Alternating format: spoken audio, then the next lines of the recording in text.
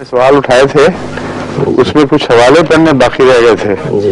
وہ جو لوگ احمدیت کو زیر الزام لاتے ہیں کہ حضرت مسیح علیہ السلام نے انگریزوں کی تعریف کی، ان کا ایک جواب تو میں نے دیا تھا کہ حضرت مسیح علیہ السلام نے جو بھی تعریف فرمائی وہ ایک عظیم جہاد کی حکمت عملی تھی، جس کی ان کے فرشتوں کو تو ہوگی، لیکن ان کے تصور میں بھی یہ بات نہیں آئی کہ یہ ہو کیا رہا ہے.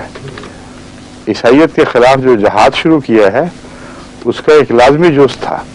ایک طرف سے اسلام کے دفاع کے لیے آپ نے ایک دیوار کھڑی کر دی ہے، انگریز کو بار بار توجہ دلائی کہ تم منصف مزاج ہو اور اسی میں تمہاری خوبی ہے، تم مذہب میں دخل نہیں دیتے اور اس مسلک پر قائم رہو، حکومت کے معاملات کو مذہب سے ایک طرف رکھ دو. اور پھر ایسا بے دھڑک حملہ کیا ہے عیسائیت پر کہ چھکے چھوڑا دیے ہیں، اور اتنا کہ مسلمانوں کو عیسائیوں سے بھی زیادہ تکلیف پہنچی ہے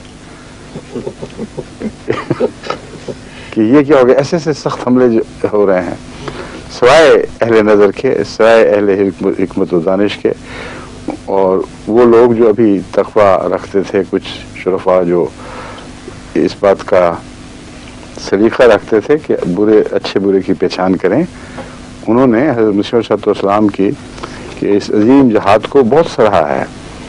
تو ایک تو یہ مثالیں میں دے رہا بات واضح کر رہا تھا کہ وہ انگریز کی تعریف کسی ذاتی مقصد کے لیے نہیں تھی. اگر تعصب کی پٹی اتار کے آنکھوں سے دیکھیں تو صاف پتہ چل جاتا ہے کہ تعریف کا مقصد کیا ہے. ہر تعریف کی تان اس بات پہ ٹوٹتی ہے کہ تم نے مسجد کے معاملے میں مسلمانوں کی حمایت کی، انصاف کی حمایت کی. یعنی ایک جھگڑا چلا تھا ہندوستان میں، اور پھر اس بات پر کہ چاہے عیسائی کا جھگڑا مسلمان سے ہو، تم نے کبھی نا انصافی سے کام نہیں لیا. ہندوؤں اور مسلمانوں کے درمیان امن قائم کیا، مسلمانوں کو اس زمانے کی سکھا شاہی حکومت سے بچایا جو رنجیت سنگھ کے بعد بہت ہی شدت کے ساتھ دوبارہ لوٹی تھی. رنجیت سنگھ کے دور میں امن کا دور ہے کیونکہ وہ بہت ہی دانشور بادشاہ تھے، بہت قابل، اور باوجود ان پڑھ ہونے کے ان کو خدا تعالیٰ نے ایک اندرونی روشنی عطا فرمائی تھی جس کی وجہ سے سکھوں کی حکومت میں ویسی کوئی حکومت آپ کو نظر نہیں آئے گی. انٹرنیشنل سیاست میں بھی، یعنی بین الاقوامی سیاست میں بھی ان کو خاصا عبور تھا باتیں سمجھنے کا. چنانچہ انگلستان کے مقابل پر انہوں نے فرانس سے دوستی کی، اور انگلستان اور فرانس کی جو آپس کی پرانی جیلسی یا باہم حسد چلے آتے تھے ان سے استفادہ کرتے ہوئے بیچ میں سے اپنے لیے ایک راہ نکالی. فوج کو تربیت دینے کے لیے انہوں نے انگلستان کی بجائے فرانس سے مدد مانگی اور ان کے ذریعے سے بہت اعلیٰ درجے کی تربیت حاصل کی. تو ایک نور ہے جو دل میں ہوتا ہے، یعنی ضروری نہیں مذہبی ہو لیکن دل روشن ہوتا ہے، دماغ روشن ہوتا ہے. وہ رنجیت سنگھ صاحب کو حاصل تھا، اور اس کے نتیجے میں ان کے دور میں مسلمانوں کو بہت امن نصیب ہوا ہے. اتنا کہ ایک دفعہ سکھوں نے شکایت کی کہ ان کی اذان سے ہماری رسوئی جہاں کھانا وانا پکایا جاتا ہے یا برتن وغیرہ پلید ہو جاتے ہیں، اس لیے حکم دیا جائے کہ اذان بند ہو مسلمانوں کی. سکھوں میں بھی مولوی پائے جاتے تھے کافی، اور جس طرح ہماری اذان سے ان کے دل پلید ہوتے ہیں اس طرح ان کو بھی احساس تھا بعض ان میں سے بے وقوفوں کو کہ مسلمانوں کی اذان سے ہم لوگ پلید ہو جاتے ہیں. اس پر اب دیکھیں ان کی دانشوری. انہوں نے نمائندوں کو دونوں طرف بلایا، انہوں نے کہا کہ مجھے بتاؤ یہ کیا وجہ ہے، تم اذان کیوں دیتے ہو؟ آخر جب باقی لوگ پلید ہو رہے ہیں، گند پڑ رہے ہیں ان میں، تو کیا ضرورت ہے اذان دینے کی؟ مگر وجہ بتاؤ کہ دیتے کیوں ہو؟ انہوں نے کہا ہمارا حکم ہے، ہمیں خدا کا حکم ہے 5 وقت نمازوں کے لیے بلانا ہے. اب کیسے ممکن ہے کہ ایک امام مسجد 5 وقت مسلسل سارے محلے کے دروازے کھٹکھٹائے؟ اس لیے اللہ تعالیٰ نے ہمیں کیسا آسان راستہ عطا فرما دیا. اذان کے ذریعے ہم یہ کام پورا کر لیتے ہیں. تو انہوں نے کہا، رنجیت سنگھ صاحب بہادر نے سکھوں کو مخاطب کر کے کہا کہ دیکھو کتنا اچھی بات ہے، لیکن تمہاری بات بھی درست ہے، اس لیے میں آج کے بعد یہ ڈیوٹی تمہاری لگاتا ہوں کہ تمام مسلمان مساجد کے ارد گرد جتنے مسلمان بستے ہیں ان میں روزانہ 5 وقت مناسب وقت پہلے تم مسلمانوں میں سے ایک ایک کا دروازہ کھٹکھٹاؤ اور کہو کہ نماز تیار ہے، چلو تشریف لے جائے. اور یہ اس لیے کہ تم پلید نہیں ہوگے اور مسلمانوں کو حرج نہیں واقعہ ہوگا، اس لیے تمہاری ذمہ داری بھی ہے، تم بھی یہ کام کرو. تیسرے چوتھے دن درخواست آ گئی کہ ہم نے غور کر لیا کوئی پلید نہیں ہوتا.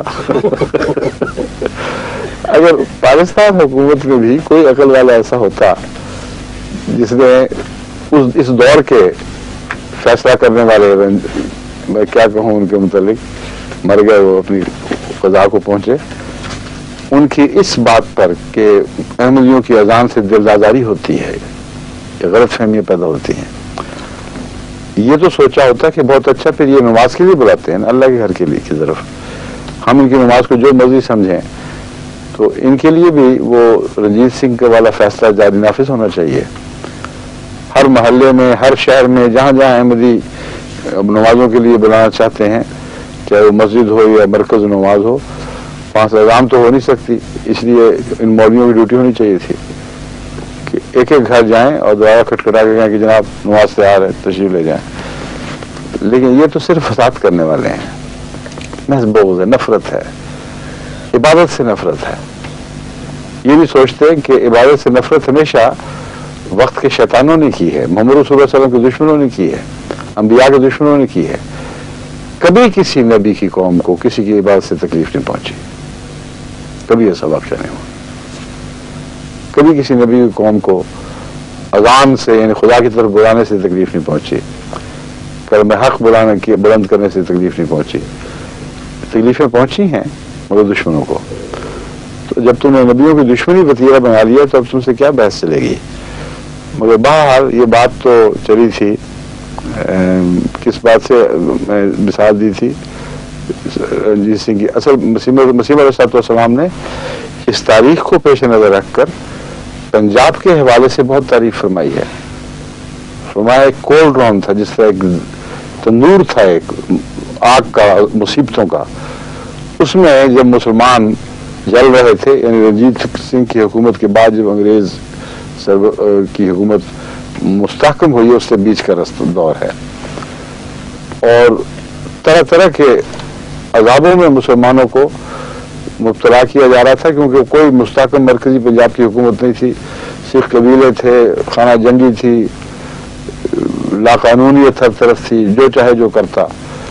اس وقت تم نے احسان کیا اور مسلمانوں کو اس عذاب سے بچایا. یہ کون سے مسلمان تھے؟ احمدی تھے،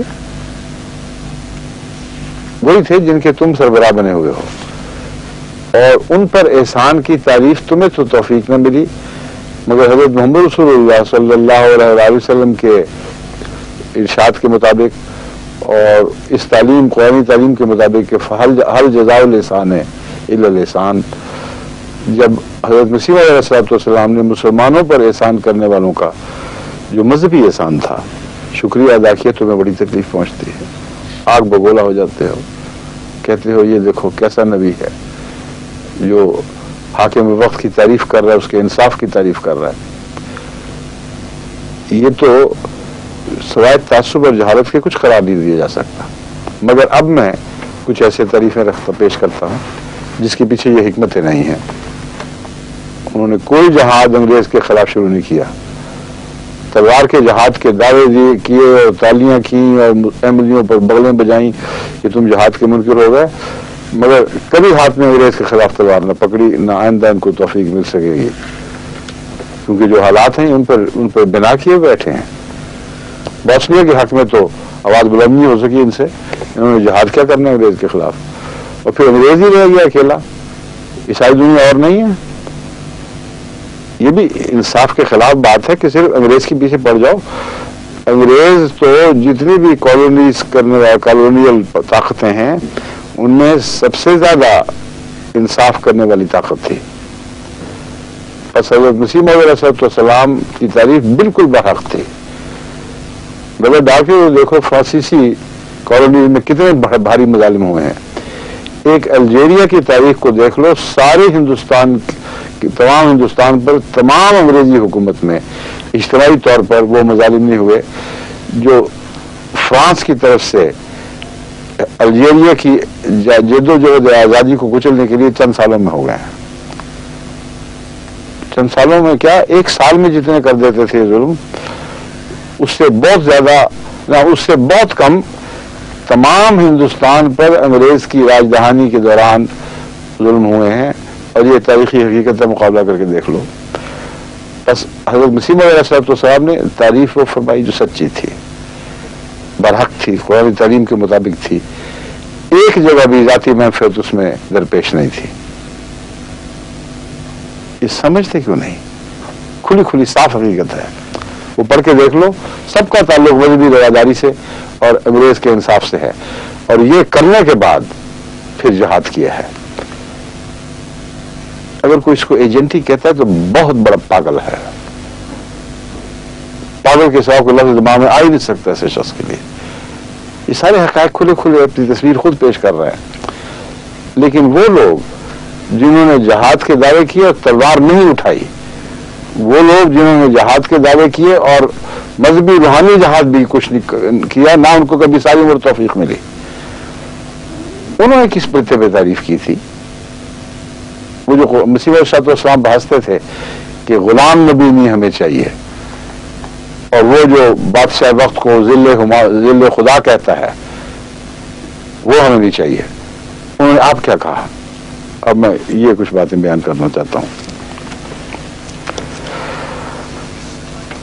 और मसीह अलैहिस्सलाम ने बाज़ जगह ये भी मुआज़ना फरमाया है कि अजीब बात है कि अंग्रेज की वलायत में, इसकी राजधानी में बाद मुसलमान हुकूमतों से भी ज्यादा अमन है, क्योंकि वहां तंग नजरी है और मजहबी आज़ादी उस हद तक नहीं पाई जाती, बल्कि बहुत ही कम पाई जाती है। जितनी अंग्रेज की हुकूमत पाई जाती है उसके मुकाबले पर मजहबी आज़ादी के नुक्ता निगाह से बहुत सी मुसलमान हुकूमतों में कम अमन है और अंग्रेज की हुकूमत में ज्यादा अमन है।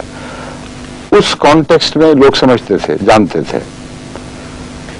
आज के दौर में जब उठाकर पेश करते हैं तो अमन तो ना समझते हैं कि देख लो जी, साबित हो गया कि मुसलमान हुकूमतों से भी बढ़कर अमन था। अब भी वही सिलसिला चल रहा है। वो मजहबी हकूक जो बहुत सी मुसलमान हुकूमतों में नहीं दिए जा रहे, आज भी इंग्लिस्तान में तुम सबको दिए जाते हैं। और तुम जब पनाह के लिए दौड़ते हो तो यहीं दौड़ के आते हो। अपनी तारीख से देख लो, कितने तुम में से, मैं नाम नहीं लेना चाहता, जब जरूरत पड़ी दौड़ के यहीं आए। और जब कोई तुम्हारी मजहबी दुश्मनियों की बिना पर तुम्हारे मुल्क में आजादी ज़मीर का हक खोकर यहां पहुंचता है तो उसको ताने देने लग जाते हो। कौन सा तकवा, कौन सा इंसाफ, कौन सी शराफत है इन बातों में? गौर ही नहीं करते। अल्ताफ हुसैन सब बैठियां क्या कर रहे हैं? जायज भागे या नाजायज भागे, ये फैसले तुम करते फिरो। बेनजीर ने कितने दिन यहां गुजारे थे? मुस्तफा खल्क में तशरीफ लाए थे। और तो और मैंगल साहब, अताउल्लाह मैंगल साहब, जो इश्तराकियत के बड़े खरे अलंबरदार थे, साफ गो इंसान, झूठ नहीं बोलते थे, बेधड़क खुलकर बात करने वाले थे, और इस्तेमाली निजाम के अव्वल दुश्मन सारे पाकिस्तान में। उनके अंदर कोई दोगलापन मैंने नहीं देखा। ठीक है, आप लोगों को पसंद नहीं थे और बहुत से सियासतदानों के लिए वो बहुत खुरदरे थे, लेकिन बहसियत इंसान एक शरीफ नफ्स, अपराइट, सरबुलंद इंसान था। उन्होंने कहां पनाह ली? यहां ली। मेरी उनसे मुलाकात हो चुकी है, यहां हुई। और अगरचे वो मजहबी तसब तो नहीं, मगर लिसानी तासुब बहुत रखते थे। ये एक नक्स था, और उस पर मेरे पंजाबी होने की वजह से उनके अंदर एक शुरू में ही अजनबियत ही नहीं, बल्कि एक किस्म की मुखासमत का रुझान था کہ تم پنجاب کے ہو، اچھا گیا. ان کی نظر سے ہر غیر بلوچی اس لیے گرتا تھا کہ وہ سمجھتے تھے کہ بلوچی کے خلاف سازش ہے، اور چونکہ یہ سمجھتے تھے کہ پنجابی اس سازش میں سب سے زیادہ حصے دار ہے، اس لیے پنجابی تو برداشت نہیں ہوتا تھا. مگر ان سے بھی میری باتیں ہوئیں. جب میری باتیں آگے چلیں تو اللہ کے فضل کے ساتھ ان کے، چونکہ شریف النفس سچے آدمی تھے، ان کے تعصب کے پردے اترنے شروع ہوئے، اور پھر یہ تسلیم کیا انہوں نے کہ میں باقی رہا تو بدلوں نہ بدلوں، مگر مجھے یہ پتہ لگ گیا کہ جماعت احمدیہ کے سربراہ تعصبات سے پاک ہے.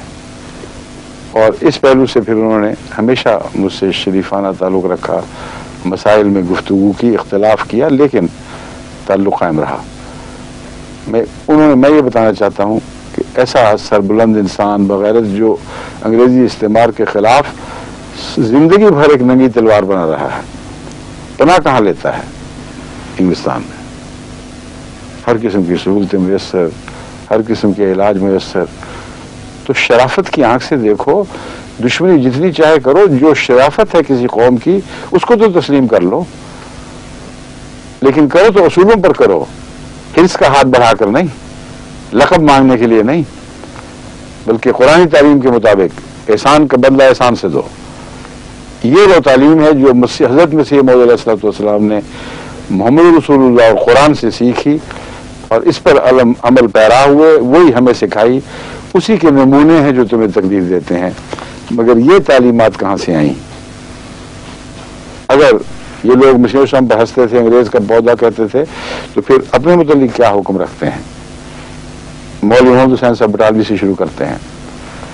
کہتے ہیں سلطان روم، ایک ہے روم، روم ہے اٹلی میں ایک شہر، اور اس رومن حکومت سے مراد اٹلی کی قدیم جو کلاسیکل حکومت ہے وہ مراد ہوتی ہے، رومن امپائر.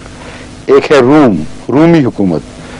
اس سے مسلمانوں کی جو ترکی کی حکومت جسے عثمانیہ حکومت بھی کہا جاتا ہے، یہ وہ مراد ہے. یہ میں وضاحت کر دوں، آج کی نسلوں کو یہ بھی ان باتوں کا پتہ نہیں ہوتا، اور یہاں بچے وغیرہ مجھ سے شکوہ کرتے ہیں کہ جب میں اردو بولتا ہوں تو ہم سنتے تو شوق سے ہیں، لیکن کئی باتوں کی سمجھ نہیں آتی. اس لیے میں اہل پاکستان سے معذرت کے ساتھ یہ وضاحت کر رہا ہوں.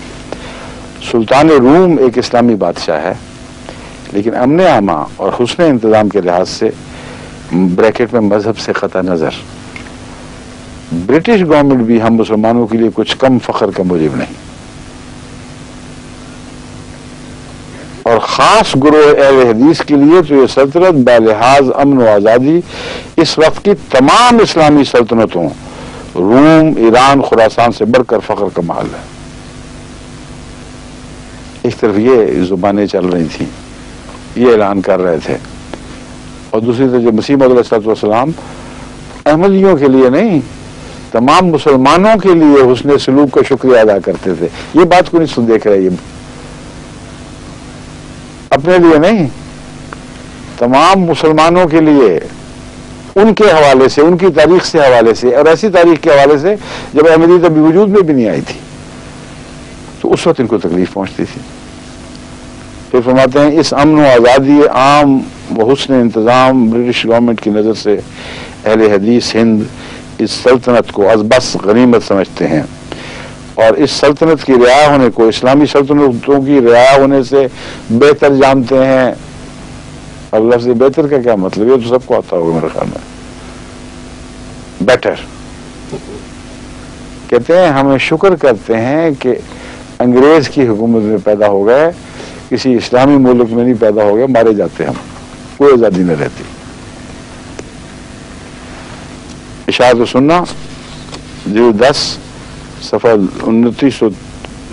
292 پہلے کا حوالہ بھی یہی ہے، 292 293. اب سنیے ایک مرثیہ، دیکھیں پتہ لگتا ہے کہ نہیں کسی کو کس کا مرثیہ ہے. ملکہ وکٹوریہ فوت ہوئی تھیں 1 جون 22 جنوری ٹھیک ہے، 22 جنوری 1901 کو ملکہ وکٹوریہ وفات پا گئیں. ان پر ایک مرثیوں کا سلسلہ شروع ہو گیا ہندوستان میں، مسلمان شعراء نے بڑھ چڑھ کر حصہ لیا. ایک مرثیہ یہ ہے मैयत उठी है शाह की ताजीम के लिए, ए शख्स उड़ के खाके सरे राह गुजार हो। ए शख्स मैंने नाम छुपाने के लिए बयान किया ताकि लोगों को भी पता न लगे, जरा मुझे मत पूछिए किसका हो गए। मैयत उठी है शाह की ताजीम के लिए, ए शख्स उड़ के खाके सरे राह गुजार हो। सूरत वही है, नाम में रखा हुआ है क्या, देते हैं नाम माह मुहर्रम का हम तुझे। मुहर्रम गुजर रहा है ना ये, कहते हैं ए मलिका जो हमें छोड़कर रुखसत हो रही है, हम तुझे माह मुहर्रम का नाम दे रहे हैं। कहते हैं आज ईद हुई है, हुआ करे। ये माह मुहर्रम में नहीं कहा था, ईद के रोज पढ़ा गया था। माह मुहर्रम का नाम उसी दिन दे भी दिया था इनको। कहते हैं आज ईद हुई है, हुआ करे, इस ईद से तो मौत ही आए खुदा करे। क्या ईद है जिसमें अंग्रेज सल्तनत की सरबराह मलका विक्टोरिया वफात पा गई। आह ए हिंद तेरे सर से उठा साया खुदा। मसीह मौद ने जब कहा तो खुदा का साया है अमन के लिहाज से, बिल्कुल सच बात थी, इन्होंने भी सच कहा। मगर फिर हक क्या है किसी और पर तान दराज करने का, ये झूठ है। ए हिंद तेरे सर से उठा साया खुदा, एक गम गुसार तेरे मकीनों की थी गई। एक ही थी गम गुसार। ए हिंदुस्तान तेरे रहने वालों के साथ सच्ची हमदर्दी करने वाली एक ही तो थी, वो गई। हिलता है जिससे अर्श, ये रोना उसी का है। जीनत थी जिससे तुझको जनाजा उसी का है।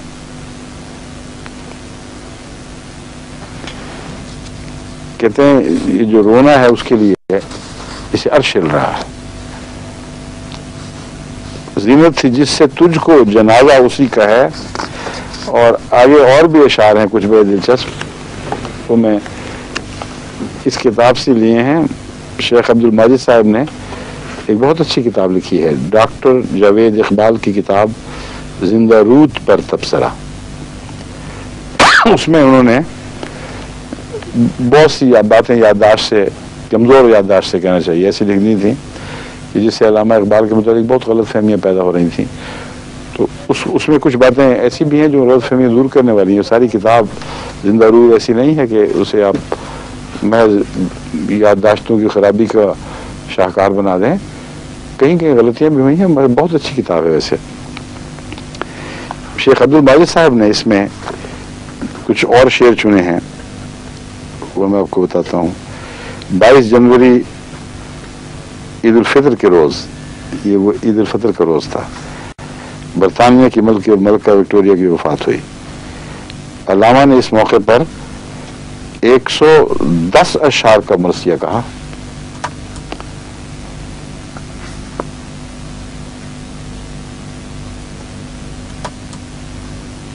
कहते हैं उन्होंने कहा कि मलका विक्टोरिया की वफात का गम हिलाल ईद समेत सब पर लाजिम है। इससे चंद शेर उन्होंने दिए हैं, सिर्फ वो मैं बताता हूँ आपको। इसका असर तो पूरा मरसिया चाहिए था, हमारे पास नहीं है यहाँ। अल्लामा इकबाल का दीवान नहीं है मुकम्मल, वो मंगवा लें। कुछ तो हैं किताबें मेरे उसमें, मेरी लाइब्रेरी में होंगी, लेकिन मेरे ख्याल में तुम्हारी जमाती लाइब्रेरी में नहीं है। बीमारी ये निशात अगर है तो सुबह गम, पढ़ कर करेगी सूरह वल असर वल हश्र दम तुझे। अच्छा, वल असर में वल हश्र दम तुझे, ये शीन इस तरह बनी है जो से स्वाद भी पड़ी जाती है। बीमारी निशात अगर है तो सुबह गम, पढ़ कर करेगी सूरह वल हश्र दम तुझे। यानी ईसाई मलका को ये सुबह गम जो है, ये सूरह हश्र इन पर दम करेगी।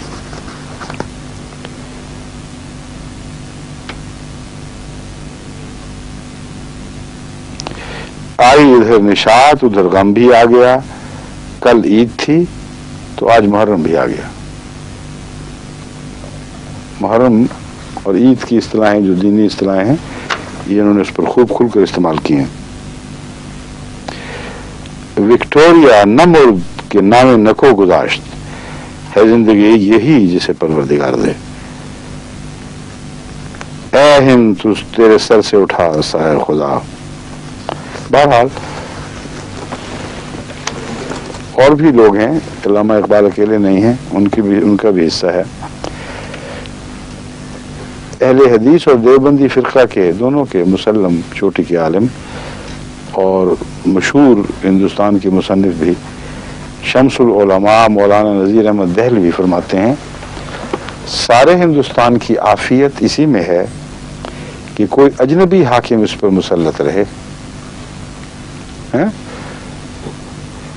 जो ना हिंदू हो ना मुसलमान हो, कोई सलातीन यूरोप में से हो।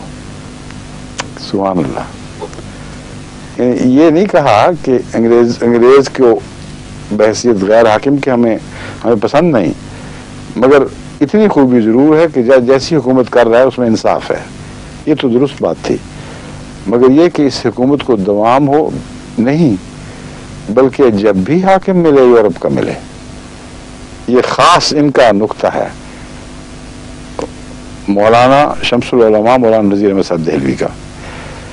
कहते हैं सारे हिंदुस्तान की आफियत इसी में है कि कोई अजनबी हाकिम इस पर मुसल्लत रहे, जो ना हिंदू हो ना मुसलमान हो, कोई सलातीन यूरोप में से हो। अंग्रेज ही नहीं, जो भी मर्जी यूरोप का हो, मगर खुदा की बेइंतहा मेहरबानी इसकी मुख्तजी हुई कि अंग्रेज बादशाह हुए। फिर फरमाते हैं, क्या गवर्नमेंट जाबिर और सख्तगीर है? सवाल उठाया है, इस गवर्नमेंट को तुम जाबिर और सख्तगीर कहते हो? तौबा तौबा, माँ बाप से बढ़कर शफीक। ये खास अंदाज है मौलाना नज़ीर अहमद दहलवी का। अच्छे जुबानदान थे। क्या गवर्नमेंट जाबिर और सख्तगीर है? तौबा तौबा, माँ बाप से बढ़कर शफीक। मजमूआ लेक्चर्स मौलाना नज़ीर अहमद दहलवी, सफ़ा 19, मतबूआ 1890। फिर फरमाते हैं, मैं अपनी मालूमात के मुताबिक इस वक्त के हिंदुस्तान के वालियान मुल्क पर नजर डालता था। उस वक्त होगा, मैं अपनी मालूमात के मुताबिक उस वक्त के हिंदुस्तान के वालियान मुल्क पर नजर डालता था और बर्मा और नेपाल और अफगानिस्तान, बल्कि फारिस और मिस्र और अरब तक ख्याल दौलाता था। इस सिरे से उस सिरे तक एक मुतनफ़िस समझ में नहीं आता था जिसको मैं हिंदुस्तान का बादशाह बनाऊं। किंग मेकर अगर इनको बनाया जाता तो दिल वैसे जाता था मैं किंग मेकर होता। सारी नजर डालते थे, सारे वसी तरुफ अखबर, कहां से कहां तक। कहते हैं बर्मा से शुरू होते थे नजर डालना, और नेपाल और अफगानिस्तान, बल्कि फारिस, मिस्र, अरब तक ख्याल दौड़ाता था। इस सिरे से उस सिरे तक एक मुतनफ़िस समझ में नहीं आता था जिसको मैं हिंदुस्तान का बादशाह बनाऊं। अगर मैंने ख्यालात में बादशाह बनाना होता, ये मुराद है उनकी। उम्मीदवारान सल्तनत में से और कोई गिरोह उस वक्त मौजूद न था कि मैं उसके इस्तेकाक पर नजर करता। बस मेरा उस वक्त फैसला यही था कि अंग्रेजी सल्तनत हिंदुस्तान के अहल हैं, सल्तनत उन्हीं का हक है, उन्हीं पर बहाल रहनी चाहिए। ये जो तहरीक आज़ादी के अलमबरदार बने फिरते हैं सारे, अल्लामा इकबाल भी बाद में उनमें शामिल होने की कोशिश करते रहे और अहमदियों पर हंसते रहे। मसीह सल्लल्लाहु को गुलाम ने भी किताने दिए। ये हाल है उनका अपना। मौलवी ज़फ़र अली खान साहब अपने ताना आमीजियों में बड़े चोटी के थे, और अहमदियों और खुलफा पर हजब लिखना इनका एक ख़ास शेवा था। ज़ुबानदानी थी चूँकि, इसलिए हजब नहायत ही बेहुदा हो, मगर ज़ुबानदानी के लिहाज से बड़ी तेज़ हुआ करती थी। उससे इनसे बढ़कर अहमदी शुअरा चोटी के जो क्लासिकल ज़ुबान के लिखने वाले थे, उन्होंने फिर जवाब भी खूब दिए इनको। और वो दौर बड़ा दिलचस्प है। एक तरफ ज़फ़र अली खान की हजब वगैरह छपती थी, दूसरी तरफ हज़रत शाहजहानपुरी साहब और हज़रत मीर साहब, मोहम्मद इस्माइल साहब, और इसी तरह और भी बहुत से रहमानी साहब हुआ करते थे। बहुत अच्छे अच्छे, बहुत ही मौसर और ज़ुबान के लिहाज से बहुत आला पाए के जवाब नज़म में देते थे। تو یہ کہتے ہیں ظفر علی خان، مسلمان ایک لمحہ کے لیے بھی ایسی حکومت سے بدظن ہونے کا خیال نہیں کر سکتے۔ اگر کوئی بدبخت مسلمان، سن لیجئے، اگر کوئی بدبخت مسلمان گورنمنٹ سے سرکشی کی جرات کرے تو ہم ڈنکے کی چوٹ سے کہتے ہیں کہ مسلمان نہیں ہے۔ یہ جو ان سے سوال جواب ہوا تھا، خلیفہ مسیح ثالث نے یہ پوزیشن لی کہ جو رسول اللہ علیہ وسلم کے احکام کی پیروی نہیں کرتا، رسول اللہ علیہ وسلم فرماتے ہیں مہدی آئے گا، اور جو اس کا انکار کر دے تو ہمارے نزدیک وہ حقیقی مسلمان نہیں۔ کتنی تکلیف پہنچی، کہتے تم اٹھا کر ہم دائرہ اسلام سے باہر پھینکتے ہیں۔ اور ظفر علی خان اور ان کے چیلے مسلمان ہیں، پکے مسلمان، کیونکہ وہ انگریز کی مخالفت پر اسلام سے خارج کرتے ہیں۔ اس بنا پر کبھی کسی احمدی مصنف نے، تحریر لکھنے والے نے لوگوں کو اسلام سے خارج نہیں کیا کہ انگریز کی مخالفت ہے اس لیے دائرہ اسلام سے خارج، اور ڈنکے کی چوٹ سے کہہ رہے ہیں، پتہ ہے کوئی مخالفت نہیں ہوگی، ڈنکے کی چوٹ سے کہتے ہیں کہ مسلمان نہیں۔ اخبار زمیندار، لاہور، 11 نومبر 1911۔ پھر فرماتے ہیں اپنے بادشاہ عالم پناہ کی پیشانی کے ایک قطرے کی بجائے اپنے جسم کا خون بہانے کے لیے تیار ہیں، اور یہی حالت ہندوستان کے تمام مسلمانوں کی ہے۔ اور میدان میں آزادی کے علمبرداروں بیٹھے ہوئے پاکستان کی تاریخ بگاڑ رہے ہو، اٹھ پٹانگ مہنگی باتیں یاد کر رہے ہو، ظفر اللہ خان کا نام مٹایا جا رہا ہے اس تاریخ سے، جماعت احمدیہ کا کردار اس میں سے مٹایا جا رہا ہے۔ جو دشمن اول تھے، جو پاکستان کو نا پاکستان، بلیدستان کہتے تھے، جو پاکستان کے بنانے والے قائد اعظم کو کافر اعظم کہا کرتے تھے، اور ایسے سے سخت لفظ استعمال کرتے تھے کہ وہ دہرانے کی مجال نہیں ہے۔ وہ آج پاکستان کی تاریخ میں، پاکستان کے بنانے والوں میں معزز مقام پہ فائز کر دیے گئے ہیں۔ اسی طرح اشتراکی تاریخ بنائی گئی تھی، اسی طرح فیشزم میں تاریخیں بنائی جاتی ہیں۔ تاریخ کو تم کیسے بدل سکتے ہو؟ چند دن کی بات ہے، یہ زمانہ بدلے گا۔ ایسے لوگوں پر آئندہ مورخ لانے ڈالیں گے جنہوں نے تاریخ کا حلیہ بگاڑا ہے۔ اگر تاریخ دانی کی بات کرتے ہو تو رئیس جنہوں نے کتاب لکھی ہے پاکستان کی ابتدائی تاریخ کی، کیا نام تھا پورا ان کا؟ رئیس جعفری صاحب۔ وہ دیکھیں، وہ تو احمدی نہیں تھے، مگر کس انصاف اور تقوی کے ساتھ وہ چونکہ پاکستان کی یا حکومت یا مسلم لیگ کی نمائندگی میں تاریخ لکھ رہے تھے۔ ان دنوں میں ابھی ملا دبا ہوا تھا اور قائد اعظم کا روگ ان پر حاوی تھا، اس لیے انہوں نے جو تاریخ لکھی بے لاگ لکھی، کسی بات کے خوف نہیں۔ اس میں آپ دیکھ لیں ظفر اللہ کا کیا کردار تھا، احمدیوں کا کیا کردار تھا، ان مولویوں کا کیا کردار تھا۔ لیکن اب یہ تاریخیں بدل جاتے ہیں اور یہ باتیں بھول جاتے ہیں کہ کل تک علامہ اقبال اور مولوی ظفر علی خان وغیرہ مجلس احرار کے بڑے بڑے سربراہ اپنا کیا عقیدہ رکھتے تھے، اپنے بادشاہ عالم پناہ کی پیشانی کے ایک قطرے کی بجائے اپنے جسم کا خون بہانے کے لیے تیار ہیں، اور یہی حالت ہندوستان کے تمام مسلمانوں کی ہے۔ جھوٹ بولا تھا تو اس کا انکار کیوں نہ کیا؟ کہاں کالم لکھی ہیں تم لوگوں نے کہ جھوٹا ہے ظفر علی خان، ہماری یہ حالت نہیں۔ 1911 کا زمانہ انگریز کا روب چھایا ہوا، کس طرح سے جھکا لیے ہیں اور تسلیم کر لیا کہ ہاں یہی مسلمانوں کا حال تھا۔ اور پھر آگے چونکہ شاعر بھی بہت اچھے تھے، ظفر علی خان بہت اچھے شاعر کہتے تھے، کہتے ہیں جھکا فرط عقیدت سے میرا سر، ہوا جب تذکرہ کنگ امپرر کا، جھکا فرط عقیدت سے میرا سر، ہوا جب تذکرہ کنگ امپرر کا، جلالت کو ہے کیا کیا ناز اس پر کہ شاہنشاہ ہے وہ بیر و بر کا۔ جلالت کو ہے کیا کیا ناز اس پر کہ شاہنشاہ ہے وہ بیر و بر کا، ذوق قسمت جو ہوئی گوشہ حاصل، ہمیں اس کی نگاہ فیض اثر کا۔ کہتے ہیں کاش ہمیں اس کی نگاہ فیض، ایک گوشہ چھوٹا سا ایک گنا وہ میرے ساتھ آ جائے، وہ کنکھیوں سے ہمیں دیکھ لیا مراد ہے کہ میں بیٹھا ہوں اور ظفر علی خان پہ اس بات سے کہ یوں نظر پڑ جائے میں دین و دنیا میں کامیاب ہو گیا۔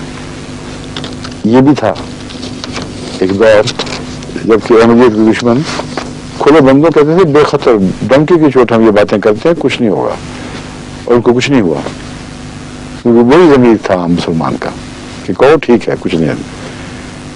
जब ज़माने बदले, जब पाकिस्तान में अहमदियों ने कुर्बानियाँ की, अपना मुल्क वजूद में आ गया, जब मुल्क की शानशाही की बागडोर पर इनके हाथ पड़ गए, तो फिर सब तारीख को मसख करके एक नई तारीख बनाई गई है और अहमदियों पर जुल्म के बहाने ढूंढे गए हैं। और ये इल्ज़ाम है कि अंग्रेज़ का खुद काश्ता पौधे थे, अंग्रेज़ की तारीफ करते थे, ये देखते नहीं कि वो तारीफ क्यों थी, किस वजह से थी, और अपने लिए थी या तुम लोगों पर एहसान के नतीजे में।